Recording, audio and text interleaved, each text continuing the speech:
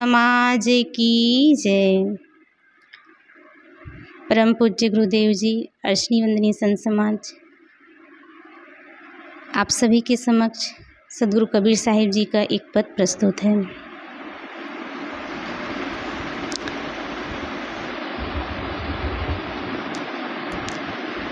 अपियस के हो अपियस के, अपियस के हो अपियस के मत हो मते बांधो गठरिया। अपियस के हो मते बांधो गठरिया। अपियस के हो मते बांधो गठरिया। अपियस के हो अपियस के, अपियस के हो अपियस के मत हो मते बांधो गठरिया। अपियस के हो मते बांधो गठरिया। अपियस के हो मते बांधो गठरिया। धर्म छोड़ी अधर्म को धायो, धर्म छोड़ी अधर्म को धायो। धर्म छोड़ी अधर्म को धायो। धर्म छोड़ी अधर्म को धायो। नैया डुबायो नैया डुबायो जन्म भर के मत हो मते बांधो गठरिया। अपियस के हो मते बांधो गठरिया। भाई बंधु परिवार कुटुंब सब, भाई बंधु परिवार कुटुंब सब, भाई बंधु परिवार कुटुंब सब, भाई बंधु परिवार कुटुंब सब। ये सब अपने मतलब के मत हो मते बांधो गठरिया। अपियस के हो मते बांधो गठरिया। ज्वानी युवा घटा घहरानी, ज्वानी युवा घटा घहरानी। ज्वानी युवा घटा घहरानी। ज्वानी युवा घटा घहरानी। है बदनामी जन्म भर के मत हो मते बांधो गठरिया। अपियस के हो मते बांधो गठरिया। कहीं कबीर सुनो हो संतो, कहीं कबीर सुनो हो संतो। कहीं कबीर सुनो हो संतो। कहीं कबीर सुनो हो संतो। निकला श्वास नहीं बस के मत हो मते बांधो गठरिया। अपियस के हो मते बांधो गठरिया। अपियस के हो मते बांधो गठरिया। बोलिए सदगुरु कबीर साहिब की जय, संत समाज की जय।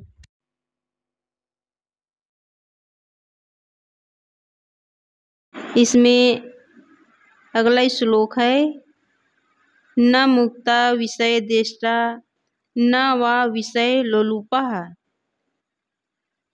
असंसक्त मना नित्यम प्राप्त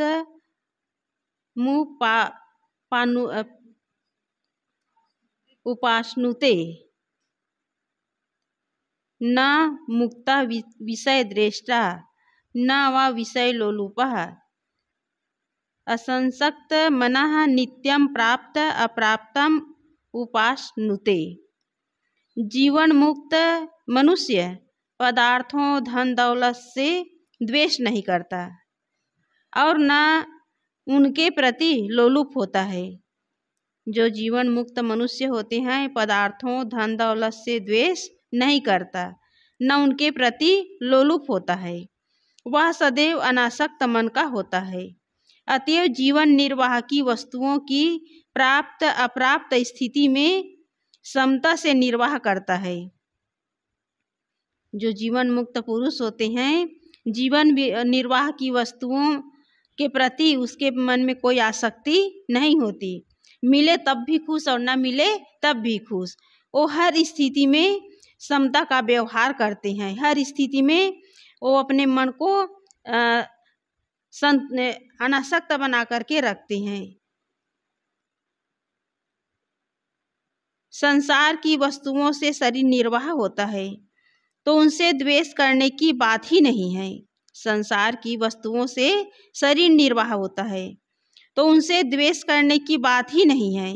ज्ञानी उनके प्रति लोभी नहीं होता।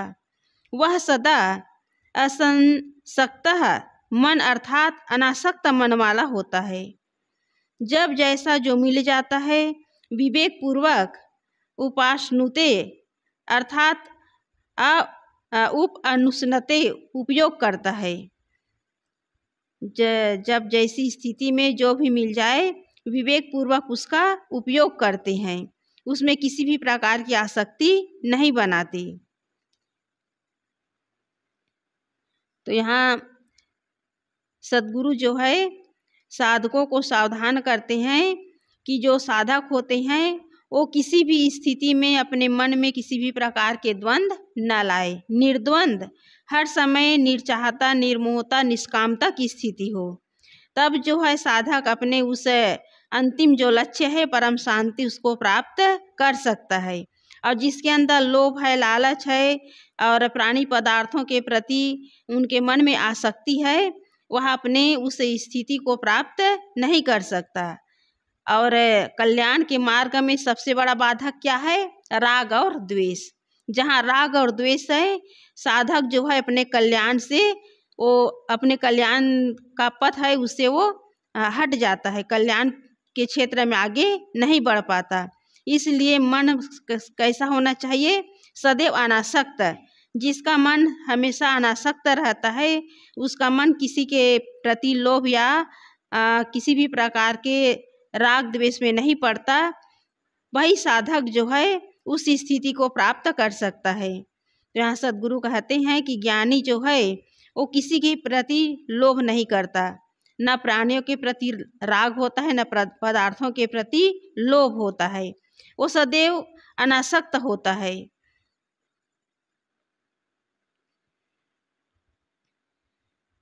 अगला श्लोक है समाधान असमाधान हित अहित विकल्पनः शून्यचितः न जानाति कैवल्यम इव संस्थितः।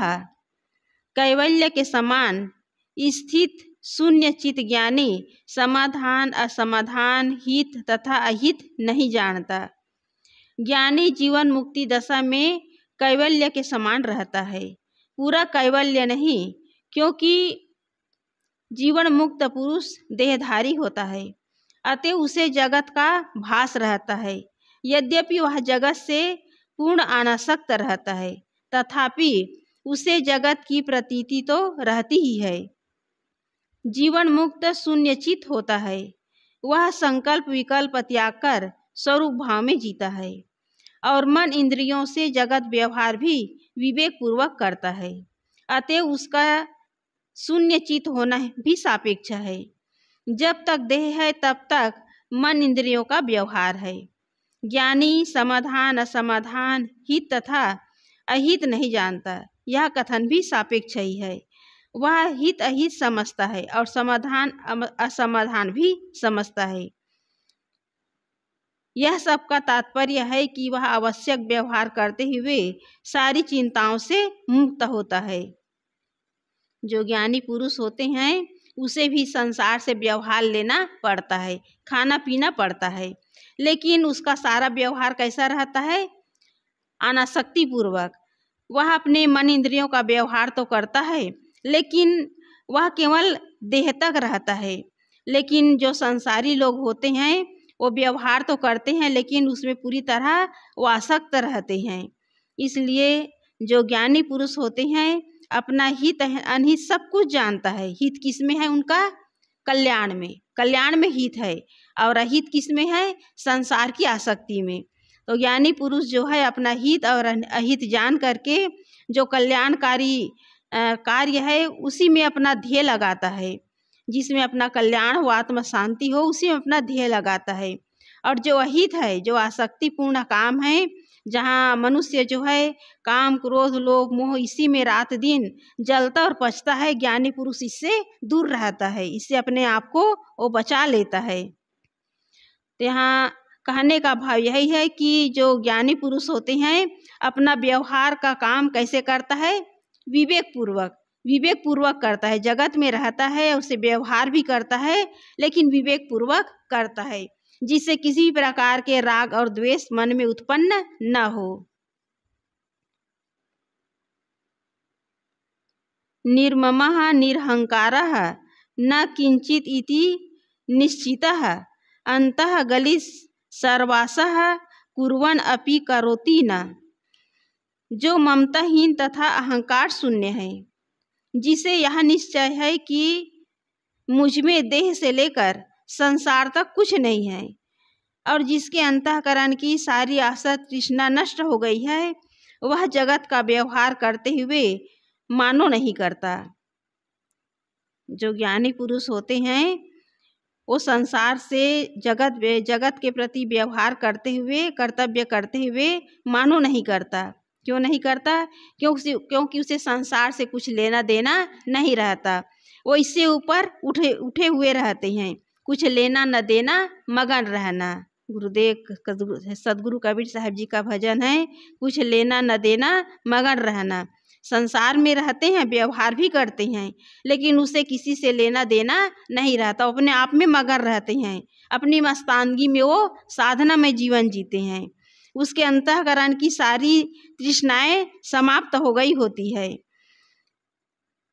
ममता और अहंकार शून्य, आशा तृष्णा मुक्त तथा शरीर संसार को न के समान देखने वाला पूर्ण काम एवं कृतकृत्य होता है। उसे कुछ करना शेष नहीं रहता। वह केवल लोक कल्याण के लिए कर्तव्य कर्म करता है। जो ज्ञानी पुरुष होते हैं, जीवन मुक्त पुरुष होते हैं, वो अपना काम तो कर चुके होते हैं, लेकिन उनका बाकी काम कैसा होता है? लोक कल्याण के लिए। अपना आत्मा कल्याण का काम तो कर चुके होते हैं, उनका पूरा जीवन केवल लोक कल्याण में ही उसका पूरा समय पूरा व्यतीत होता है। लोक कल्याण के लिए कर्तव्य कर्म करता है, फिर करते हुए भी वह मानो नहीं करता, क्योंकि अहंता ममता न होने से उसके कर्तव्य कर्म बंधन नहीं बनते हैं।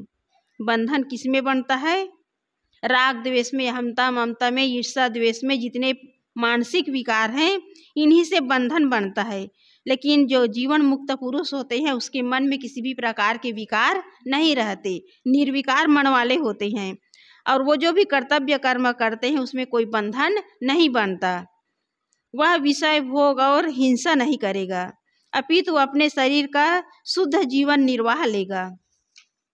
जो ज्ञानी पुरुष होते हैं विषय भोग और हिंसा नहीं करते। विषयों से उसका मन आसक्त होता है, और हिंसा का मतलब है मनमानी और कर्म से किसी को दुख नहीं पहुंचाते, अपितु अपने शरीर का शुद्ध जीवन निर्वाह लेगा और जगत के कल्याण के लिए उन्हें सदुपदेश देगा। यह सब कर्म उसके लिए बंधन नहीं बनेगा। जो ज्ञानी पुरुष होते हैं, मुक्त पुरुष होते हैं, उनका कर्तव्य होता है कि और जो लोग हैं, भटके हुए लोग हैं, उनके लिए कल्याण के लिए, उनके कल्याण के लिए सदुपदेश देना। और यह कर्म उसके लिए बंधन नहीं बनेगा, क्योंकि वो अपना काम कर चुके होते हैं और बाकी का काम औरों को बंधन से छुड़ाने के लिए उनका यही कर्तव्य होता है। तो ये सब कर्म उसके लिए बंधन नहीं है। क्यों नहीं है? क्योंकि वो उसके मन में किसी के प्रति कोई राग और द्वेष नहीं है, किसी भी प्रकार की आसक्ति नहीं है।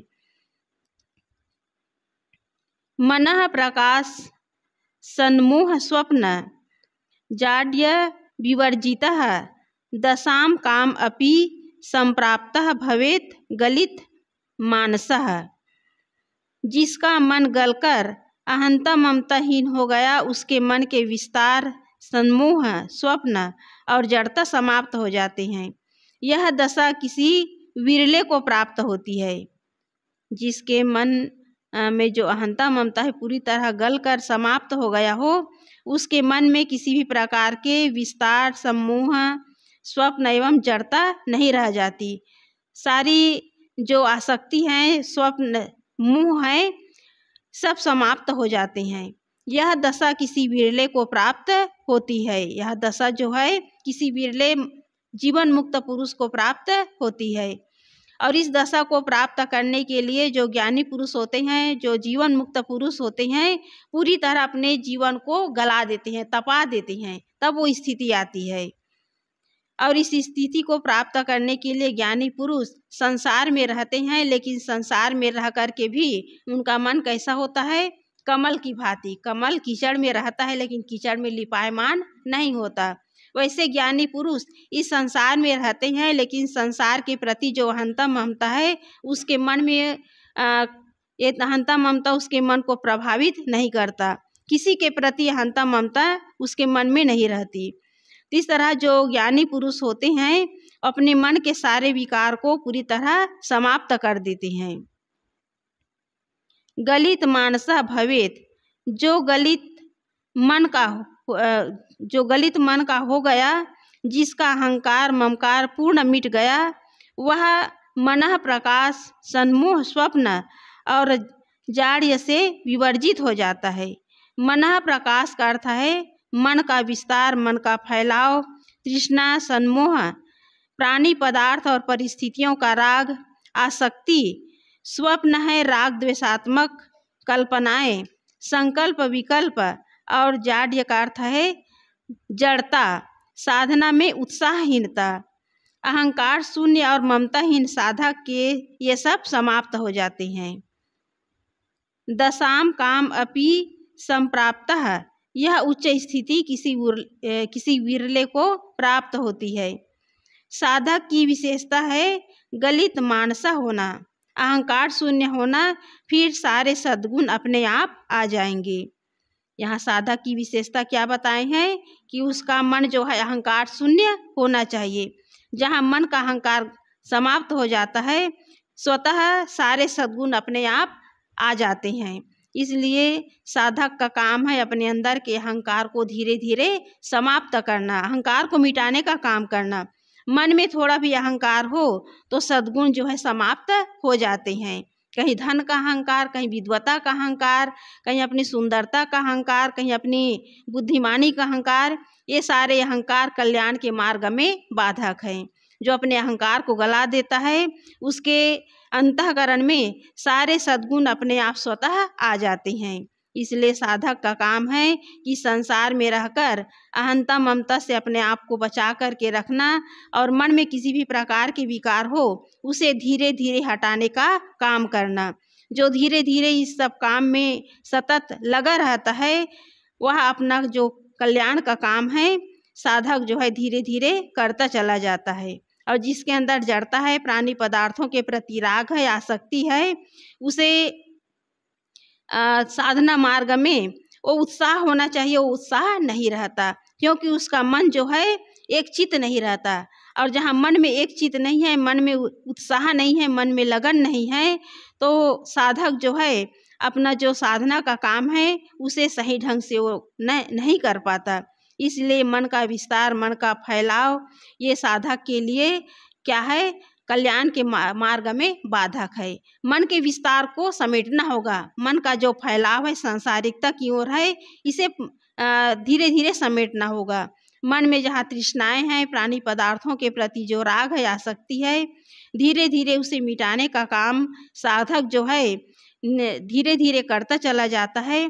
तो उसका जो मन है अहंकार शून्य हो जाता है, और अहंकार शून्य और ममताहीन साधक जो है अपना जो कल्याण का काम है धीरे धीरे करता चला जाता है। इसलिए यहाँ गुरुदेव जी बता रहे हैं कि साधक का काम क्या है, अपने मन को अहंकार शून्य करना। जहाँ मन अहंकार शून्य हो जाता है, मन कैसा हो जाता है, सरल, विनम्र और कोमल। और यही जो है भक्ति का स्वरूप है, जो अपने मन को पूरी तरह भक्ति में डुबा देता है, गुरु के ज्ञान में डुबा देता है, उसके मन के सारे विकार मिट जाते हैं और मन कैसा हो जाता है, सहज, कोमल और विनम्र। और विनम्रता ही जीवन का सौंदर्य है। इसलिए साधक का मन कैसा होना चाहिए, कोमल, सरल और सहज। और वही साधक जो है धीरे धीरे अपना साधना का काम सतत करता चला जाता है। तो इसलिए यहाँ गुरुदेव जी बता रहे हैं कि साधक को कैसा होना चाहिए, अहंकार शून्य। और जो अहंकार का पूरी तरह परित्याग कर देता है, उसी का जीवन जो है धीरे धीरे साधना की ओर बढ़ता चला जाता है। तो ये अष्टावक्र गीता का 17वां प्रकरण समाप्त होता है। तो धीरे धीरे हम जो अध्ययन कर रहे हैं उसका हम धीरे धीरे सतत मनन करते चले जाएं।